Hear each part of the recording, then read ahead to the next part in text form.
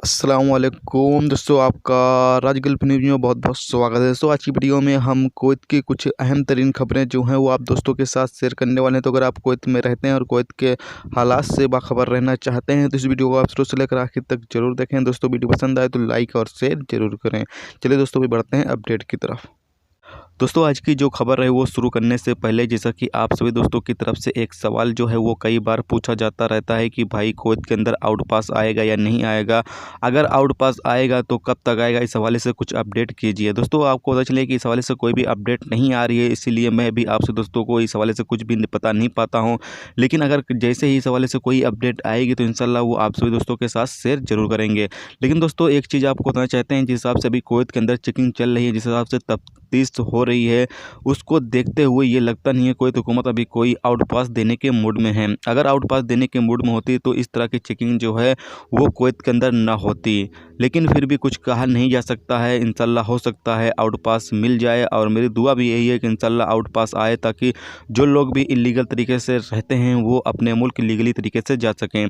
और आप सभी दोस्तों से ये भी कहना चाहते हैं, अगर आप इलीगल तरीके से कुवैत के अंदर रहते हैं, वहाँ पर काम करते हैं, तो आप इंडियन एम्बेसी में जाए, वो हो सकता है आपको आउट पास के ज़रिए इंडिया भेज देंगे।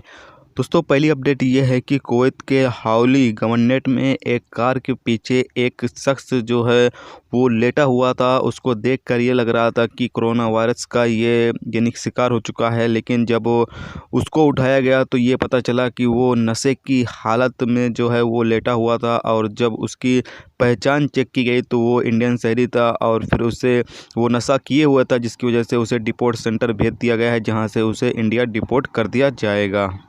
दोस्तों अगली खबर यह है कि कुवैत के कैबिनेट ने अपने कुवैती शहरियों को खबरदार किया है कि अगर उनको कोई इमरजेंसी पड़ती है तो ही वो दूसरे मुल्कों का सफ़र करें, अगर कोई इमरजेंसी नहीं है तो वो बिना वजह दूसरे मुल्कों का सफ़र ना करें।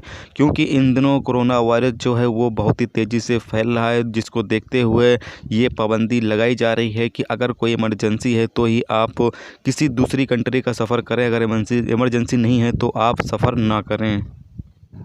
दोस्तों अगली खबर ये है कि कुवैत एमओआई ने नेशनल डे की छुट्टियों के दौरान 9,767 ट्रैफिक खिलाफ वर्जियों का इंदराज किया है, जिसमें कई अफराद को जुर्माने किए गए और कई लोगों को गिरफ्तार भी किया गया है और कई गाड़ियां मोटरसाइकिलों को जब्त भी किया गया है जो कुवैत के ट्रैफिक के रूल्स और रेगुलेशंस को फॉलो नहीं कर रही थी।